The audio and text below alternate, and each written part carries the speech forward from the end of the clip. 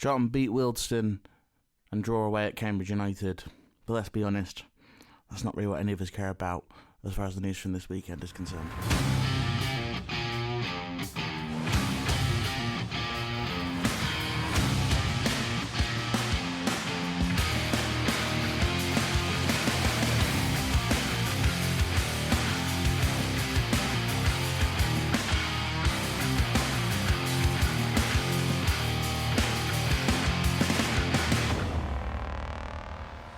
Hello everybody, welcome into the third episode of the From the Valley Floyd podcast, hosted by me and Callum Alston. Hope you're all doing really well on this Sunday afternoon. Hope for those of you that are interested, looking forward to the Women's Euro final, which is happening in just a couple of hours' time.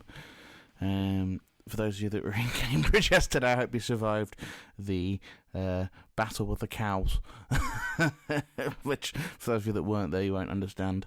But no. Today we're going to have a bit of a quick look back at the two pre-season friendlies from last week. Have a look at the game away at Wealdstone and the game at Cambridge United. As I said in the previous pod, there's not a heck of a lot that you can take away from those two pre-season games, but we'll have a look back anyway. We'll also have a look at the latest transfer business from the club, as two players, it looks like, wearing the Royal Hoops will be set to join us down in SE7 next season. And then we'll just have a quick look at what's going on with the Valley itself, have a look at the training ground, and I'll sort of explain why Charlton at the moment don't have any interest in negotiating to purchase the Valley back from Roland Duchâtelet. Just before we get started with those pre-season look-backs then, I'd just like to kind of update you where we are with the podcast. The plan is going forward that I'll be doing a preview episode before every game on a Thursday. And then on a Sunday, hopefully, I'll be able to host maybe a lunchtime live where people can come on, watch. We'll see if we can get you on the actual pod, have a chat. We'll answer some questions and we'll just review the games. That will all happen once I've got the website live. Shouldn't be too long now. We've got a designer working on that. That'll be available. Also allow you to support the pod if you want. There'll be some cool merch, a couple of cool things that you can purchase to come on. Of course, there'll never be any sort of charge, just to be really, really clear. Okay then. Next, we'll have a look at the games between Charlton and Wealdstone and Charlton and Cambridge.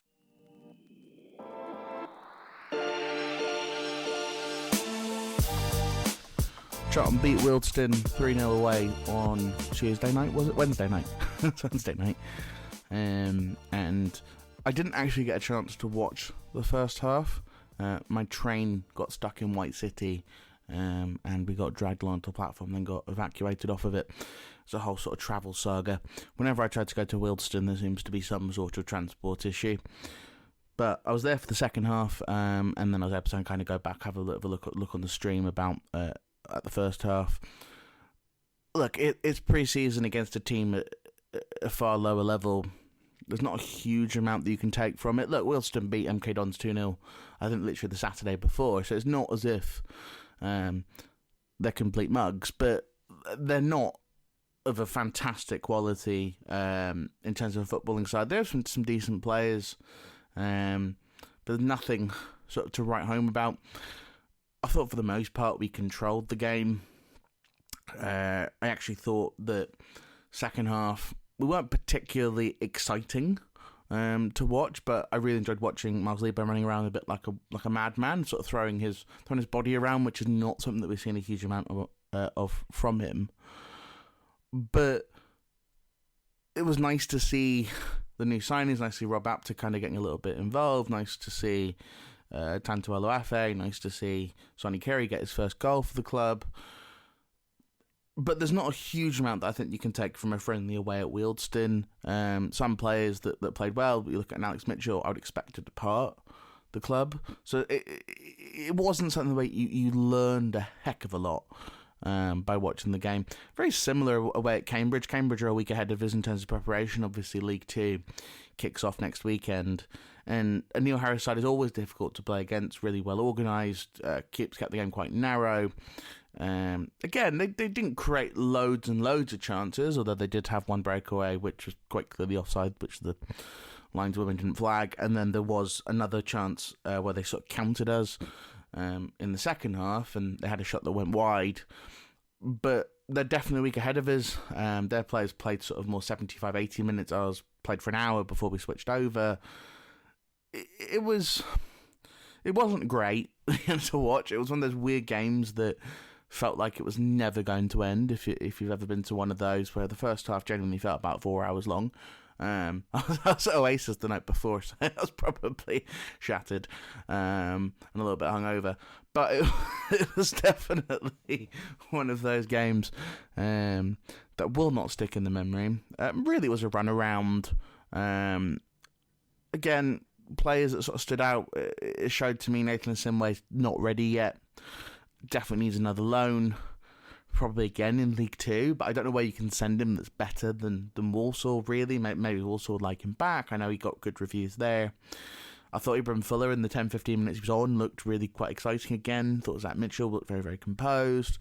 Thought Connor Coventry was unlucky not to prevent the Cambridge equaliser. And again, Miles looking sharp. We didn't create a heck of a lot. Were there any sort of worrying performances? Tyrese Campbell, again, didn't massively get involved in the game, but those sorts of flair players quite often in pre-season can look like this. They're not going to throw their bodies around. They're not going to throw their weight around. They're just kind of getting a little bit of match fitness in, sort of floating around the pitch a little bit. Corey Anderson making a mistake. It was unfortunate because actually I thought he started when he came on about an hour in. I thought the first 10 minutes he was on. I thought he played quite well. He had a number of very nice little flicks, number of nice little turns, but gave the ball away in the middle of the park. It didn't look like a foul to me. I know that the players were complaining about it. It didn't look like one to me. The only thing I'd say about the game that probably was a little bit worrying was the midfield, where we didn't seem to have any control. It is my worry going into the championship season. I'm sure I'll do another podcast next week after the Southend game, and maybe we get a little bit more into it. But I do worry about Greg Docherty technically. In the championship, and we really missed Coventry in that first half where Cambridge really dominated the middle of the park. So you have to look at that and maybe look at it sort of in terms of concern if Coventry is out for any sort of extended period. Right, that's 7.5 minutes. Probably about 5 minutes of that have been on the two pre-season games, and that's enough, I think, for all of us. The only thing I'm going to flag, and I think it helps us in this as we go into this next segment, was actually how incredibly happy Nathan Jones seemed at both games. I think we now know why, which we'll get into. So let's have a chat about the Addicks' big signing of the summer. Top scorer in League 1 last season, Charlie Kelman.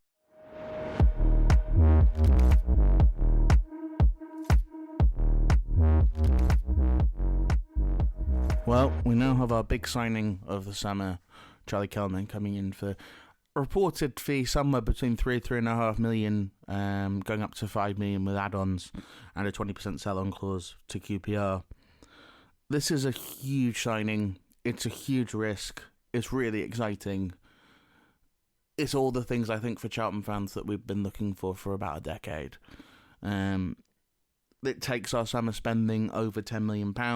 We'll probably get into it a little bit in the next segment. There's another rumoured player that would take that over 12 million. It's real backing for Nathan Jones from SE7 Partners. It's a huge change in how Charlton have approached the transfer window historically. Kelman is a player who refused to sign a contract extension at QPR. That seems to be the reason why they've sold him to us. He's a player that scored 26 goals last year in League 1. He actually started, I think, reasonably slowly. I think it was 4 in 12 or something. And then just absolutely caught fire. Ironically, in the 3 games he played against us, I don't think he was particularly exciting. But that was partially because our defence was so incredibly good last season, especially for the level.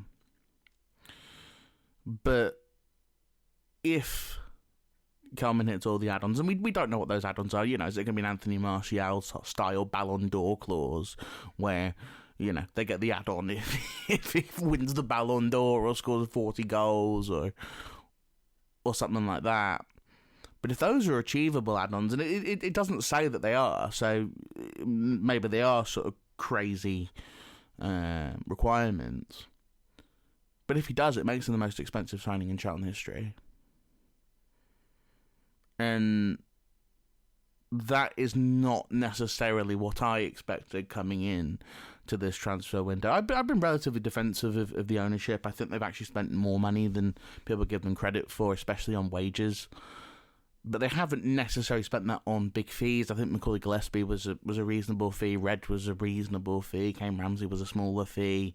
Josh Edwards was a smaller fee. But they have spent on fees. But the main thing they've spent the money on has actually been wages and the manager, right? So the real question is,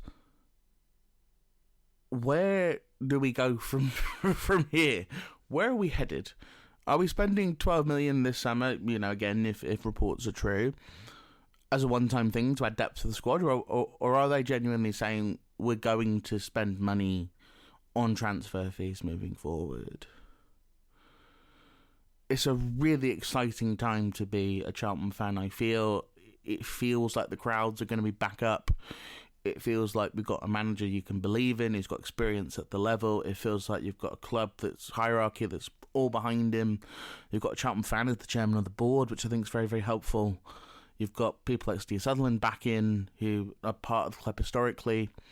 We'll get into it probably in the last segment. We'll chat about Tracy Leeburn leaving. But other than that, if you look at it in terms of a staffing situation, anyone that you might think, I don't know why they were part of the takeover when it originally happened, is gone. Right? The people that are left are the people that are committed. Right? The fan zone's expanding. The club shop's now owned by us. We signed a new kit deal with a new supplier whose badges don't peel off. Where, the Valley's had licks of paint on it, which it hadn't had for years gone by. There's a plan to buy it at some point. All of that stuff in terms of ownership is moving in the right direction. This Kelman signing really points to something very different, right? When you saw the Rob Apt signing, like, God, that's a lot of money for Charlton. But you didn't go, that's a lot of money. Kelman, just by virtue of being that price, is just an expensive player for the bottom half of the Championship, right?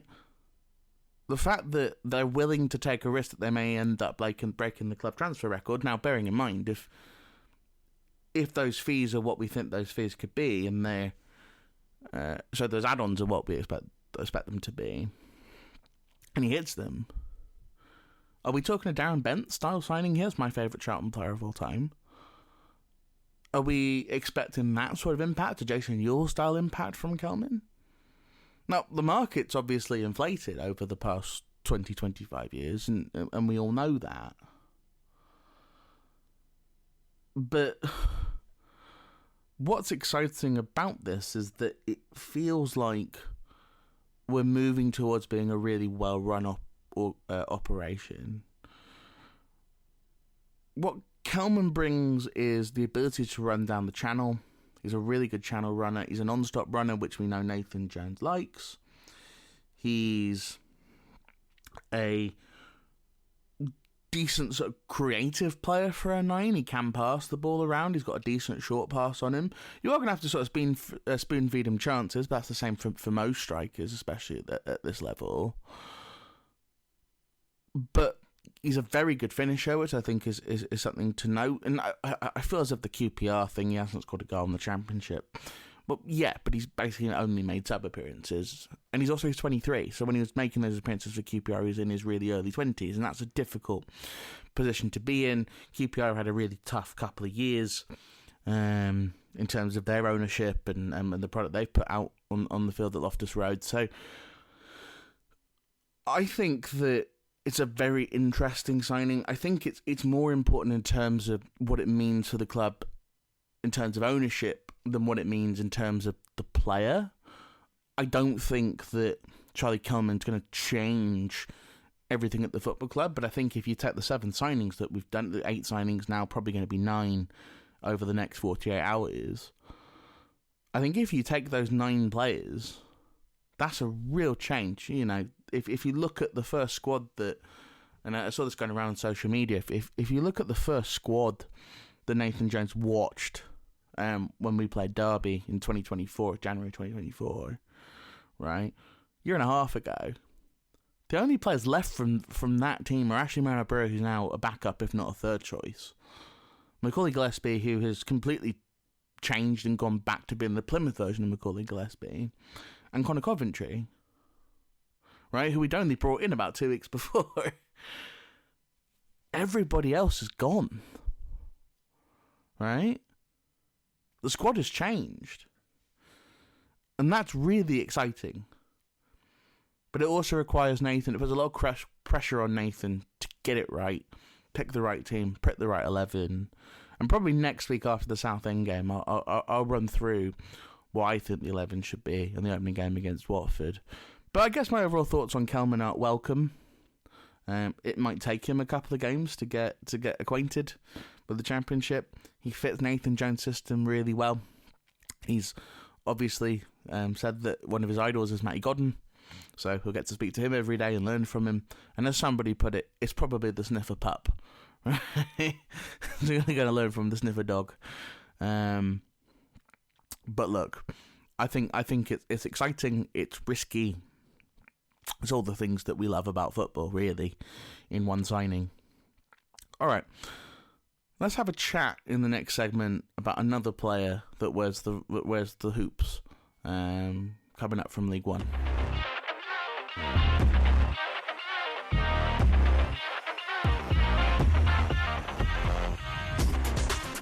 Harvey Knibbs may be the next player coming through the door at Charlton.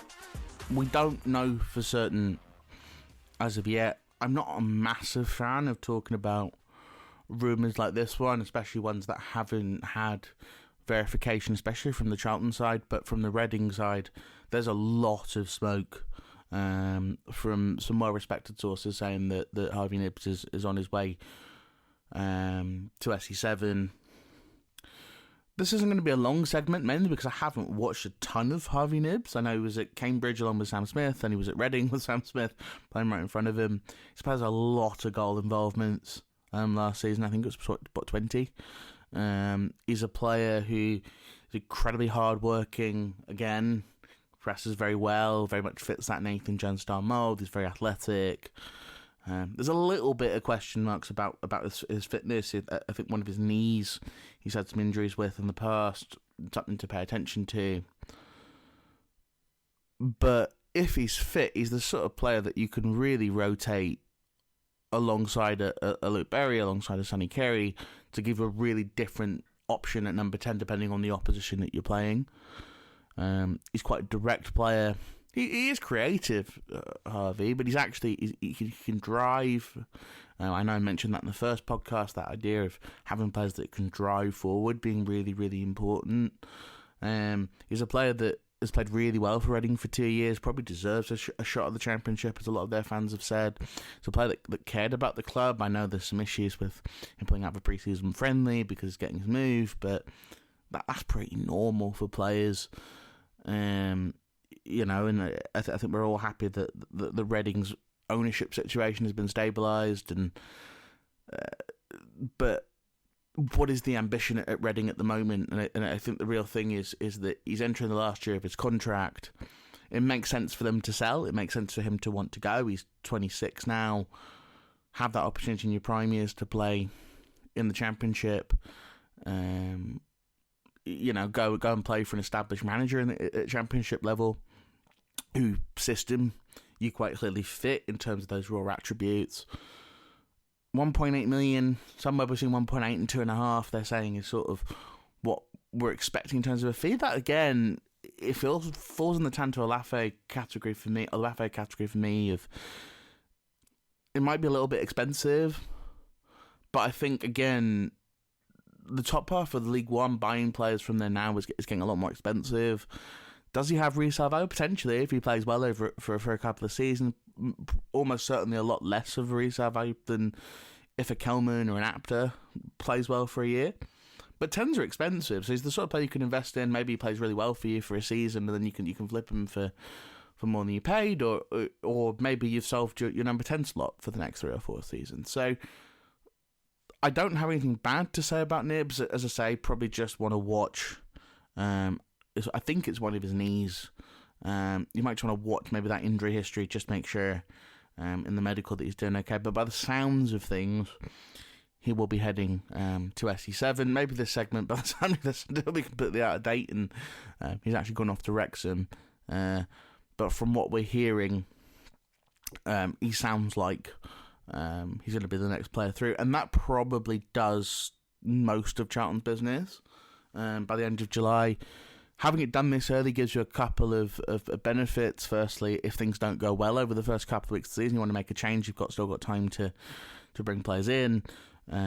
If things, players can learn the system, and Nathan Jones' system does take a little while to kind of learn. Also, it gives Nathan flexibility, which I know all managers really care about, and also allows us to kind of move on to what this next segment's going to be about, which is outgoings, who's going, where they're going to go. So try and get all that sorted. It's very difficult to do a squad review as it currently stands, because I think there's probably 7, 8, maybe even 9 players that are going to head off in the next couple of weeks, either on permanent transfers or loans, to try and get game time, get development. We'll talk about that in a second on the next segment here on the From the Valley Void podcast.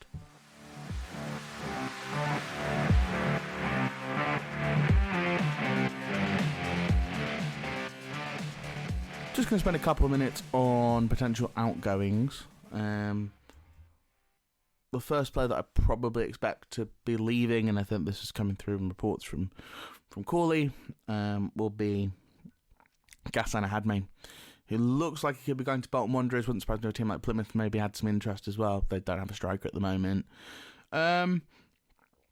With Ghassan, I'm not going to be one of those people that's going to sort of jump down the microphone and sort of start berating him. I don't think it's particularly helpful. It was a transfer that didn't work. It was an expensive transfer that didn't work. We potentially got quite lucky in that the free transfer of Matty Godden did work. But he needs a fresh start. We need a fresh start. That money, we need to get off the wages, the wage bill. I have very little problem with this deal. But you hope you can maybe get half the fee that we paid back for him. Bolton can pay his wages. He'll be in a promotion battle under a very good manager, perhaps a manager that maybe plays for strengths a little bit more than Nathan does. So if that's the move, and it sounds like that is the trending direction, I wish Ghassan the best. It's unfortunate it just didn't work out here. The other senior player that I fully expect to be making a move is Alex Mitchell. He seems to be the odd man out at centre-back. He's actually played very well in pre-season, the games that I've been to. I just think on the ball that he's just not good enough on the ball. He's not quick enough with it. He's not able to kind of play a diagonal ball. If you watch Reece Burke, if you watch Mo Bell, if you watch Macaulay Gillespie, you watch Lloyd Jones, you watch Kane Ramsey, you watch even Zach Mitchell, they can play that sort of out ball, and I just you don't see it enough with Alex, and teams are just going to press him incessantly. It's unfortunate. In a way, he's a player that I like. I think he seems like a pretty good character, but I would expect him to depart. Whether that's on loan or a permanent, I'm not sure. Perhaps a loan to a team like Leyton Orient, who are credited with interest, would make sense to kind of build his value up before maybe selling him next summer if he performs well in a League One defence. Other than that, it's youngsters, right? Those are the two senior players that we fully expect to depart. The question is what happens with the youngsters. Now, Daniel Carney seems almost certain he's going to go off to Wimbledon. They're just kind of waiting for Godden to be back, and they needed the numbers in. Perhaps even Kelman coming in means that Carney can depart. I wish him all the best. I have on his loan. I have his FA Cup shirt for the game against Grey Valley hanging up behind me. I'm a big Daniel Carney fan. I wish him well at Wimbledon. I think being still in London, still with the support group, is good. We won't have to move very far, and obviously with Johnny Jackson, he's a Charlton legend. So all the best to Daniel. I expect Nathan Asimwe to go. I think the game against Cambridge proved that he wasn't ready. Ibrahim Fuller, who's not a right wing back, came on and within about 10 minutes had shown more. I think Nathan needs a loan. Maybe back to Walsall. I'm not sure if anyone in League One will take a risk. I mean, Wimbledon are in desperate need of players, so potentially you could see if Jackson wants to take Asimwe as well. But we'll just have to wait and see on that. And then I expect Mika and Bick to stay. I think that Nathan likes him. I think that he's shown a lot of development, just even being in training. He is still an absolutely massive lad. It's a great moment in the game against Cambridge where he almost sort of backed into Michael Morris and you could just sort of hear him smack into him, which showed just how big he is. But he's actually really improving technically. I think you're starting to see that. I think it sounds like Patrick Casey's going to get a loan. That'd be good. Sort of whether he fits into Nathan Jones' system, I don't know. But he is a very good finisher for a young player. Not sure if that would be above National League level or not, but we'll have to wait and see.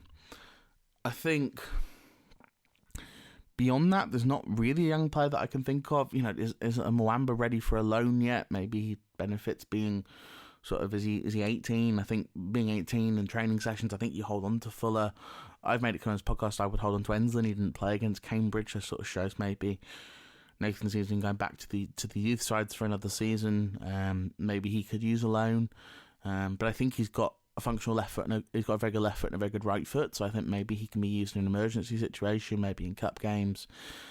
So there are a couple of youngsters they've got to sort of figure out what they're going to do with, but really, all three keepers are going to stay. Maybe Tommy Reid goes on loan, maybe he just plays for the under-21s. I'm not sure. That will come down to what they think is best for him.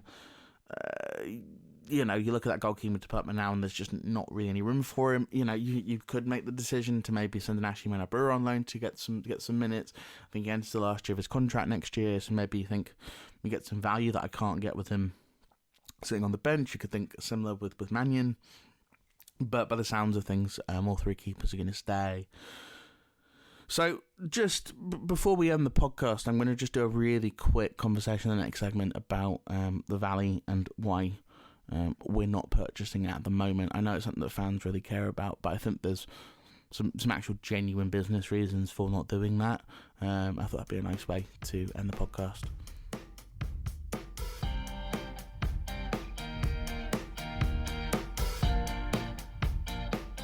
Alright then, let's just have a conversation about the Valley and the training ground and what's going on. So, I think there's a really simple reason why the club haven't bought the Valley, and that's because somehow, and almost certainly unintentionally, if you know anything about Matt Southall, but the actual lease that we have at the ground is actually under market value. So we're actually paying, I think it's somewhere between 350 and 500,000, depending on who you ask, a season to use the Valley, which actually is under the market rate.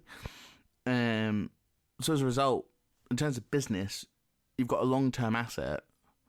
The council have basically put a thing on saying it can only be used for football reasons anyway. So it's not like they can sell it or do anything with that land. And you get it for 500,000 a year, let's say, at the top end, right? It doesn't make any sense to go and splash 50 million on it. And I know Friedman and Brenner have a lot of capital behind them. But firstly, that's not all liquid. Friedman's a hedge fund guy, right? A lot of that stuff will be in assets. But even if, and maybe he could just go, yeah, I've got 50 million, here you go, we'll pay for that right now. It will then be owned by a hedge fund guy privately, and that's not really what you want to happen. What you want to happen is to be in a point where the club itself can afford to pay for it. The club itself can buy the training ground. I know the training ground's something that they have discussed buying, and there seems to be some negotiations which are moving on that. But you don't need to buy the ground, and I know it sounds almost counterintuitive, but we're one of those very few clubs who are in a weird spot where the previous owners actually lending us the asset at a value in terms of rent, which is lower than the actual market value of the actual thing that we're renting. It might be the only place in the UK where rent is below market value, with everything that's going on in the country. But that's the reason why they haven't bought the Valley. It's nothing to do with not wanting to invest or not wanting to spend money. They've spent more money in this January transfer window than they paid to buy the club originally. It's just the way in which you want to do it. The conditions aren't right for that yet. There is a break clause, I think it's 2032, where basically that rent can be renegotiated. Maybe at that point they do say, okay, no, we want $1.5 million a year, and that sort of changes it. But at the moment, the club actually gets a very good deal out of it. And so from what I've heard, that's why we're not buying the Valley. It is nothing to do with what's right or wrong. It's entirely purely a business transaction. If you add on things like purchasing taxes and this, that, and the other, 50 million is a lot more than 50 million. So that's the reason why I think they probably can negotiate that price down once they can hit that break clause. I know it's Douchelay's son that does a lot of the business decisions now, and he's made it quite clear he wants to get out of football. So there's all kinds of different things that you can do just by waiting a couple of years. I think the intention, is pretty clear from all the documents that were signed when they originally bought the club. The intention is to buy it, right? The intention is to have it owned by the club. But to get there, there are a couple of hoops you have to jump through, and preferably, right, your five-year plan goes extremely well and you end up back in the Premier League, and at that point you've got the cash to buy it. As we've seen with Luton, some clubs use the money to buy to build a brand new stadium. We don't need to do that, but we'd like to purchase our old one back. Right, I've nutted on for about half an hour here, so I'm going to leave the podcast here. I'm going to go off and watch the Women's Euros final. But thank you all for tuning in. I hope you have a really good week this week. The plan at the moment is to put a podcast out not until next Sunday, just because I can't imagine there's a huge amount of news, and I think I've covered the two main bits of news that will come this week.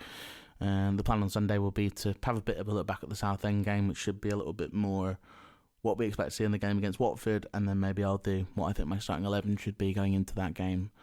And hopefully, fingers crossed, by that point, the website will be almost ready to go, and we can see if we can start to get you guys involved in the pod. All right. Well, thank you all for tuning in. Have a wonderful last couple of hours of your weekend. I'll speak to you next week. Up the Addicks.